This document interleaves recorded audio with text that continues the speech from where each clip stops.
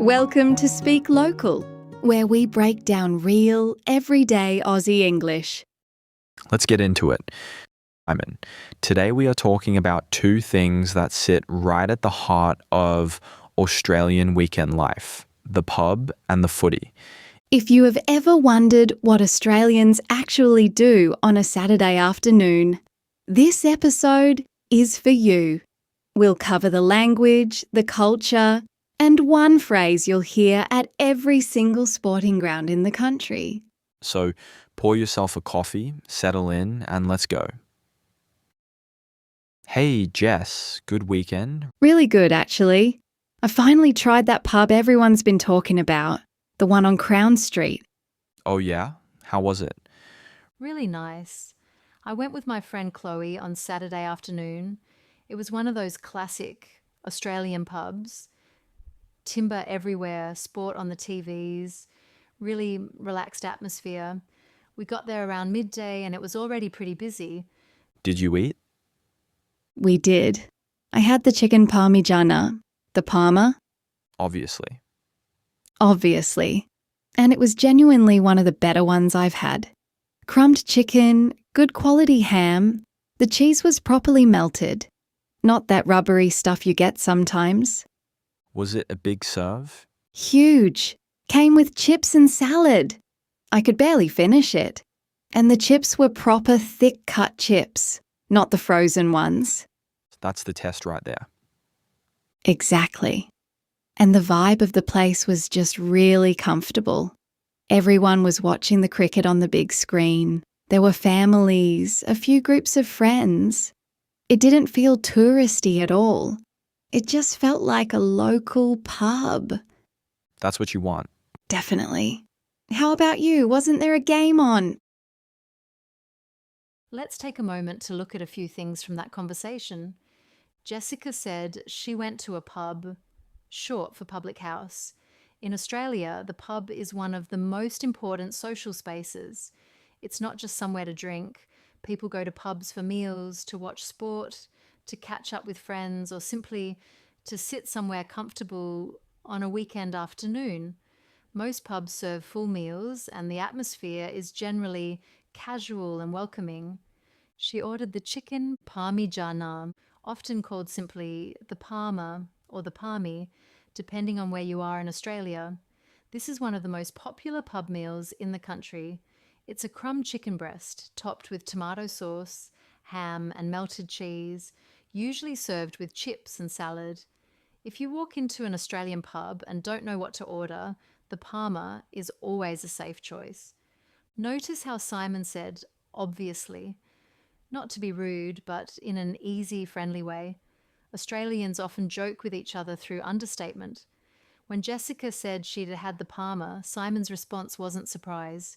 It was a knowing acknowledgement. That kind of light, dry humour is very common in everyday Australian conversation. Jessica also described the pub as having a good vibe, meaning the atmosphere felt right.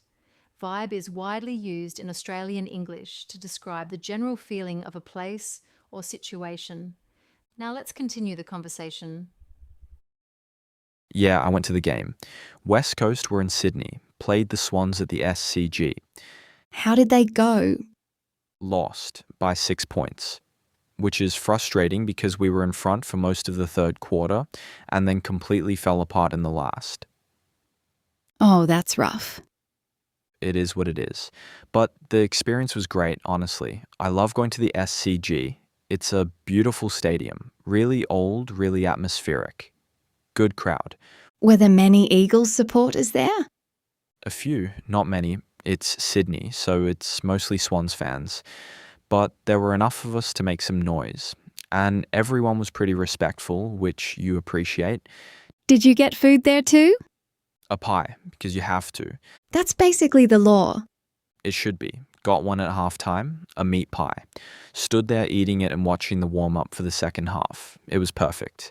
Even though they lost? Even though they lost. That's the thing about going to the game. The result matters, obviously. But the experience of being there, being part of the crowd, it's its own thing. I get that. There's something about being in a stadium. Completely different to watching at home. The noise, the crowd moving together when something happens, you can't replicate that. Simon mentioned going to see the West Coast Eagles play the Sydney Swans at the SCG. Let's unpack that. AFL stands for Australian Football League.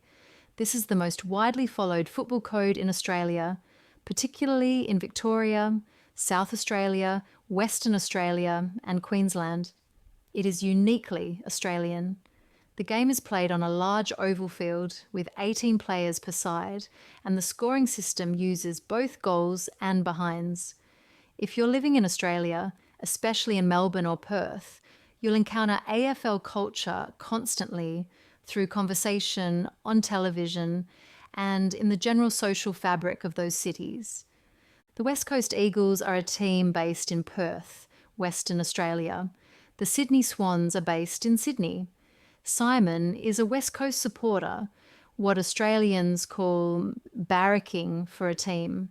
You barrack for your team rather than support or cheer for, though those phrases are also understood. The SCG is the Sydney Cricket Ground, one of Australia's oldest and most loved sporting venues. It hosts both cricket and AFL and has a particular place in Australian sporting culture. Simon ate a meat pie at halftime.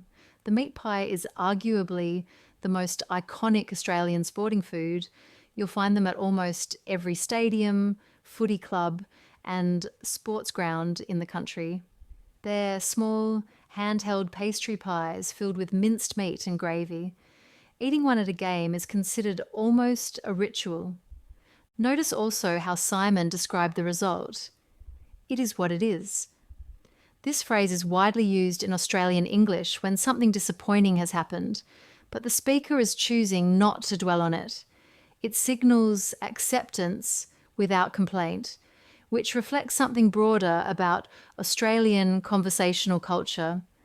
Australians generally don't like to be seen as complaining excessively. There's a cultural value placed on taking setbacks in your stride. Would you go back? To the pub, I mean? Or is that a different question? Both. I'd go back to the SCG anytime. And yes, I'd definitely go back to wherever you were. Crown Street Pub. It's worth it. And it's the kind of place where you could easily stay for 3 hours without realising. The best ones are like that. Exactly. You sit down for lunch and suddenly it's 4 o'clock. That's a Saturday well spent. That's exactly what it is. Honestly, I think that's one of the things people don't realise about Australian pub culture until they've experienced it. It's not just about what you eat or drink. It's about having somewhere comfortable to be. Yeah, it's social. It's part of how people connect here. Especially on weekends. If you're new to Australia, going to a pub on a Saturday or Sunday afternoon is probably one of the easiest ways to just feel like you're part of things. Low pressure, easy going. Exactly. And the food is generally pretty good. As long as you get the parma. As long as you get the parma. In that final exchange, Jessica said something worth noting. It's part of how people connect here. This is an important cultural observation. In Australian social life, shared experiences, watching sport, sharing a meal, spending time in a relaxed environment are often more important than the event itself. Australians tend to value ease and informality in social settings. There's less emphasis on formality, on structured occasions, or on dressing up. A Saturday afternoon at the pub is considered a perfectly good way to spend time with someone you care about. If you're new to Australia or planning to live there, a few things from today's conversation are worth carrying with you. The pub is a welcoming space. You don't need to drink alcohol to enjoy it. Many people go for the food, the atmosphere, or simply to be around other people. You can walk in alone or with one other person and feel entirely comfortable.